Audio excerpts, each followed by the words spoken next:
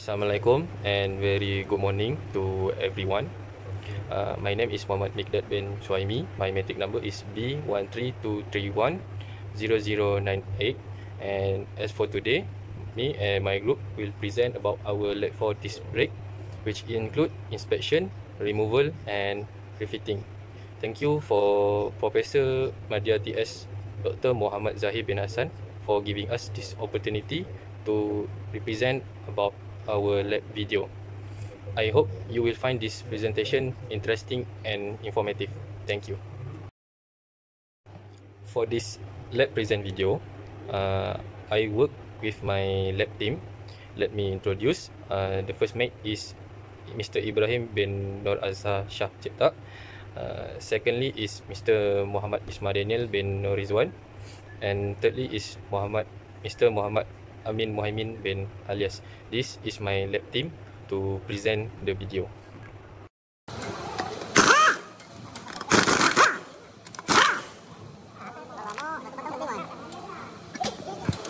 Dah makan bro?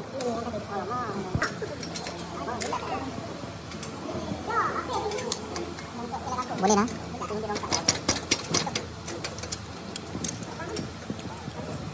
2 minit 3 saat.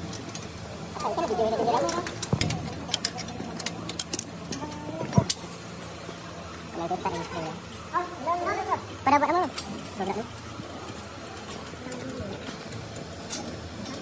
Dah lepas.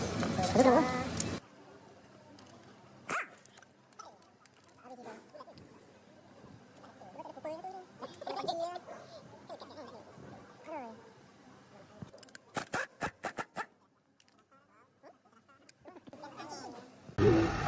Akan mainkan aku pakai gerakan okey. Aku pakai jaket dia nak penam apa yang tengok. Tengok lagi. Dia akan tak gerak dan gerak. Dua kan. Ha.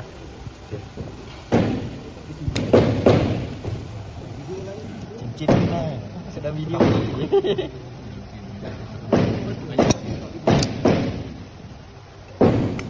Nampak ni je. Tada. Inilah videonya. Lapun buat ni. Dah masuk balik lah. Jadi dalam video matikan ni. Kita tengok dia punya oil seal ada bocor ke tidak, kita kena check lah. Sebab kadang brake jam boleh jadi juga kan. Kena check ni. Lepas tu kita tengok piston. Piston kadang dia ada karat sini. Bila karat tu sebab dia jam. Kena check. Kalau berkarat, kita ada cara dia macam mana nak settlekan karat tu. Untuk hilangkan karat dia.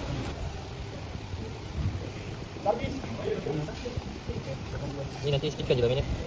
Stiker time lapse. Mami ada. Adik aku ni. Jaga ni. Jaga ni.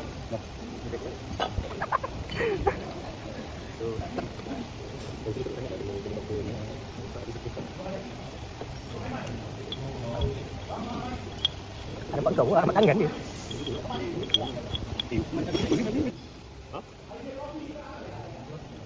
Tunjuk gini-gini mak. Tak payah. Okey aku buat freehand lain. Boleh nak video cepat lah. Dah. Lagi. Tu kan. Tu kan hilang. Jangan singit sangat. Freehand tu jangan singit sangat. Pakailah tu. Dah, itu tempat. Tadi kan kepada 6 bahagian. Dah, tak. Tengok pad brake ni. Macam mana kita nak tahu dia tebal ke tidak, dia boleh pakai lagi ke tidak, kena tukar ke tidak. Macam sekarang ni tengok dia tebal lagi kan. Dia tebal lagi. Dekat mana kita nak tengok bila masa pad brake ni nak kena tukar. Bila dia sampai line ni. Macam yang dah nampak dia lekuk ni kan. Sampai line ni kena tukar tu. Kena tukar. Jangan sampai habis. Sampai sini pun dah kena tukar lah. Ikut kan. Ya, ini kira marking dia lah. Kan. Ini kira marking dia. Bila kena tukar. Ini macam yang kita tengok ni sekarang ni tebal lagi lah. Boleh pakai lagi kan. Bila dia dah sampai marking ni, yang lekuk yang kat akhir ni, tu kena tukar lah. Okay. 8.31 mm. Ni dalam. Dah. Pasang. Okey. Video record tadi macam ni tu. Satu lah tu. Ha. Buat apa tu? Ya. Pening tapi aku nak adjust ni. Dah jadi kedua. Boleh. Test. Tangan set RPG ni. Okey. Lepas tu sekarang kita masukkan ke dalam. Okey. Masukkan. Habis. Oh, penting lah. Kita nak step je. Kita nak step je. Buat step dia tu. Ha? Nanti refer video Amin. Tu lah. Aku tak reti lagi nak tengok ni. Kena tengok dadak lain juga. Pening ni. Panjang kita boleh connect. Okay, stop brake pad. Dia punya ni tak tanggal je ni. Pin untuk spring brake pad tu. Dekat telinga tu. Ni bodoh brake tak masuk kan? Itu lah. Tak masuk. Okut. Dah, dia pakai banyak dua family dia. Mana satu lagi? Jadi dia tak atas chin saja. Itu gunanya. Tengok. Video tak cukup. Kan Dia cakap kalau kau tak telefon kan? kalau kau tak buat tu kurang je. Kurang makan. Bengkok tak? Itu je. Senang je. Letak kapur, ukur balik dah. Letak kapur, buat bagi macam 6 point lah. 6 point, kiranya. Kira rata tak rata. Okay. Bebo, sama bebo. Tak payah buat point kot. Point untuk ni kan. Untuk tebalan. Ya. Nah, tengok rata ni. Bengkok tak bengkok. Okay. Okay, stop dulu. Pasal tu. Tunggu. Satu lagi. Pandai tak bawa? Sihat.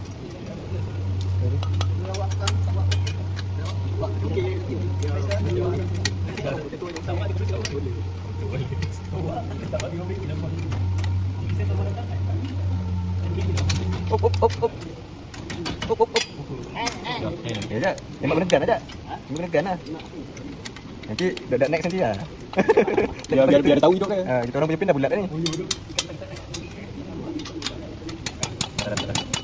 Hapus tadi. Ada viral ni video ni. Hijab Kalau apa?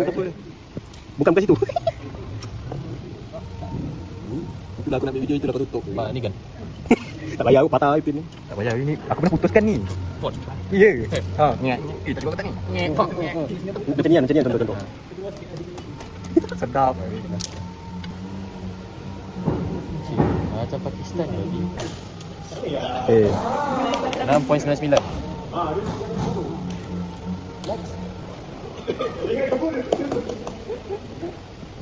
$6.98. Tak gerak ni. 7.04. Okey, stop. Okay. Dah view lain. Jaga kan.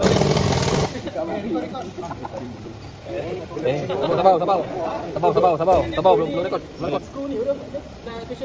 Tolak balik. Sabar. Aku nak cari point dia jap. Tak payah rapat sangat kot. Sabar. Dah. Apa rapat pun masa putus pun. Dah. Kosong tak. Buat dah tak payah ni, Pak. Akan atas. Oh, lagi tu. Parah. Lagi laju. Dah.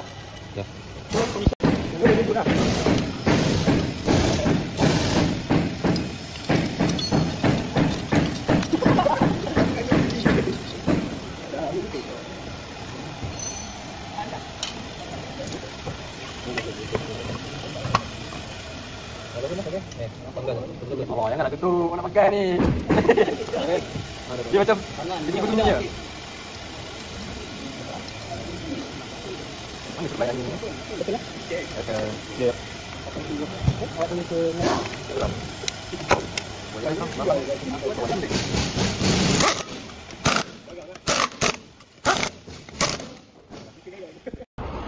Okay, my name is Ibrahim and I will continue for this next slide. So this next slide is about result and outcome. And first I will list the disc brake part name. So the first is guide pin bolt, upper and lower, slide pin, Fourth is outer brake pad. Fifth is caliper body. 6 is piston seal. 7 is piston. 8 is dashboard, caliper bracket, mounting bolt, inner brake pad, anti-squeal shim, pad spring or retaining clip, and the last one is pad wear indicator. All this part has been listed as the figure given above. Okay, next is condition of brake disc part. So the first part is wear indicator, so the condition is good. Second is disc brake surface. From our inspection, the surface is average. Third is outboard brake shoe or pad. The condition is good and the thickness is about 8.37 mm. Fourth is inboard brake shoe. The condition is good and the thickness is 8.31 mm. Fifth is piston and the condition is good also. Last one is cylinder bore and the condition is also good. Next is table 3, inspection of disc brake condition. So the first task we have run for this disc brake condition inspection is run out measurement. So the result is good. And second test is disc thickness measurement. We have split the disc equally into 6 sections. So this is the result for the test. The first one is 6.99 mm. Second is 2.96 and the third is 7.04 and fourth is 6.84 and the fifth section is 7.04 and the sixth section is 6.98. So the result has shown that it is uneven surface for the thickness of the disc. So the third test we have run is the rub test. From the rub test we have concluded the condition it is good, and the fourth test is guide pin and lock pin straightness. From the test we have run, we got the result, the pin is straight. That's all from me, thank you. Now let's move to the discussion part of our experiment. For the first question, based on our findings, the condition of the brake pads was still good. The inboard and outboard brake pads measured 8.37 mm and 8.31 mm in thickness respectively. Since the brake pads are still above the minimal service limit, which is usually around 3 mm, replacement is not required at this point. However, for consistent braking performance and even wear, we recommend routine inspection.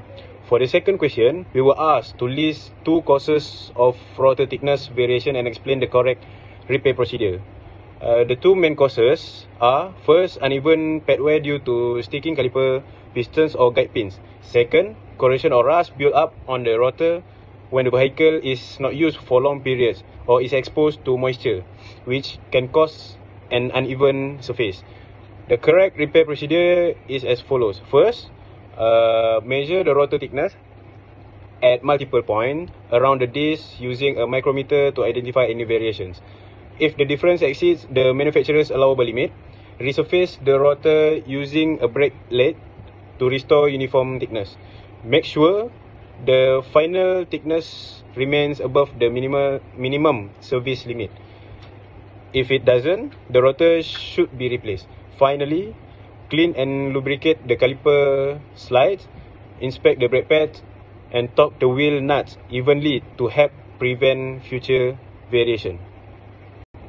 For the third question, run-out measurement is used to check the side-to-side movement of the brake disc as it rotates.